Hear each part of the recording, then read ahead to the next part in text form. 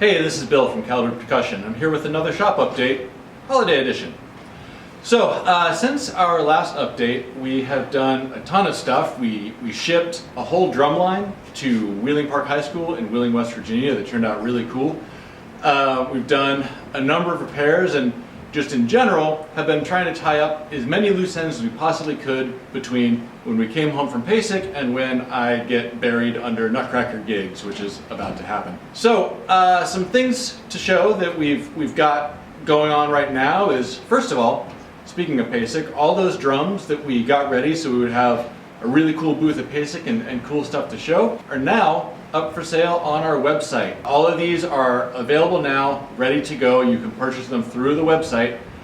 You don't even have to email, and the drum will magically show up at your door a week or two later. We wanted to get these ready for PASIC, and we were really short on time, and graciously our buddy Dave from 1217 Percussion in Pennsylvania came all the way up here to help us bust these things out, get them all assembled and ready to go, so we actually had them at PASIC, which was awesome. Thanks, Dave. But like I said, now they're for sale. So we have 1616 in maple, a 1616 in mahogany, two 1414s in cherry and walnut, and then we have all our child-sized drums. Now, having been a teacher for such a long time, one of the things that I tend to get very soapboxy about is children just learning to play a musical instrument, having instruments that are absolute crap. Anytime a student is picking up an instrument for the first time, I really think it's worthwhile to give them a real instrument, something that is actually a musical instrument that can sound good.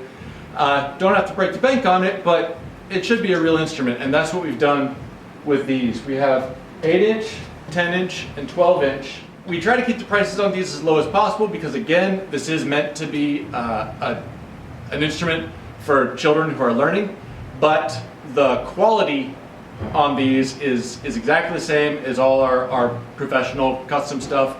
The materials are the same. The price comes down basically because they are smaller and require fewer materials, and we tend to skip the bells and whistles. Simpler setups, things like that. The 8-inch drums are $300, the 10-inch are $375, and this 12 by 12 is, what do we put on that?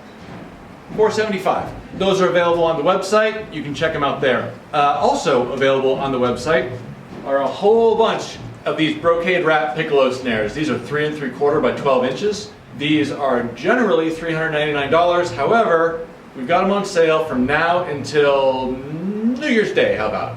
And $350 plus shipping. So if you want one of those, last minute gift for your favorite drummer, or a gift to yourself with whatever Christmas money rolls in, yeah, they're available. They're on the website. You can order one right now. Some things that we're working on. These are 5 sets of 17-inch hoops for the West Point band. They're just some replacement hoops on drums that they've already got, so we've got those almost ready to go. They're going to go out the door as soon as we can. This is another Piccolo snare for Anthony Dittert. This one is obviously almost finished. We're just waiting on hoops. This is kind of an interesting one. This is the shell from a Yamaha marching snare. This is a little bit older drum before they started putting re-rings in the bottom of these.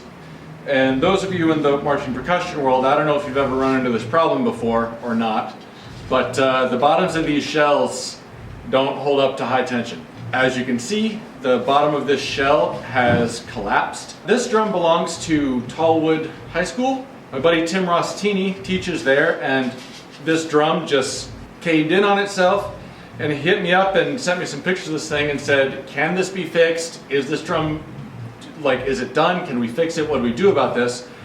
And I was like, yeah, I could probably fix that. The way we're gonna fix this is gonna cut the shell down to completely remove the damaged section. Then we take a shell segment that's the same size and we graft it onto the edge of the shell. And then in order to strengthen that and keep this from ever happening again, we add a re-ring on the inside. The re-ring covers the gap between the shell and the replacement section that we've grafted on, and it makes the whole shell stronger so that this problem never happens again, and this drum can go on for many more years of competitions and winning titles for Calderwood High School. Another project that I'm pretty excited about is for Stanley Clark School. It's going to be a 32-inch rope tension bass drum and a deep one too. I think we're doing 22 inches deep on that. And the whole thing on our wooden suspension stand. We've built a couple of these in a 36-inch size and have been really happy with the results. Rope tension concert bass drums are pretty uncommon, but I would like them to be more common because they're absolutely awesome. A rope tension drum, for one thing, they're surprisingly easy to tune. For another thing, with so little metal on the instrument, it's very lightweight.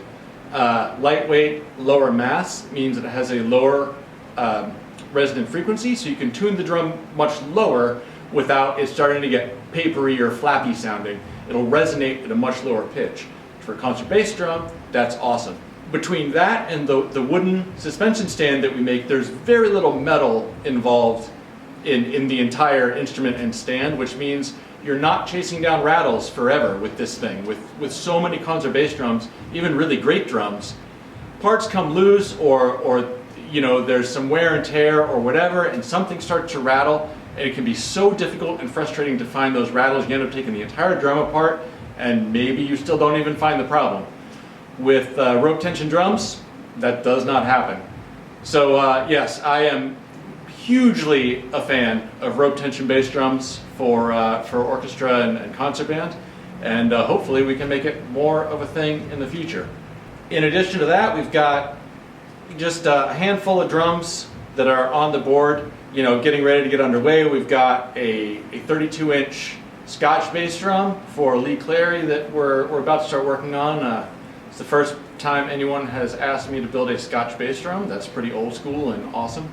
And a Rosewood snare drum for Josh Orlando. That's going to be a copy of the Eddie Van Halen, Alex Van Halen signature Ludwig Rosewood snare. So we've got a bunch of exciting things coming up, but that's all going to have to wait until I get out from under the mountain of Nutcracker gigs that I got to go play starting next week.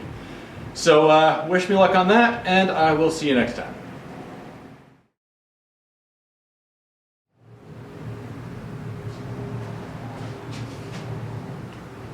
It's Santa. I know him.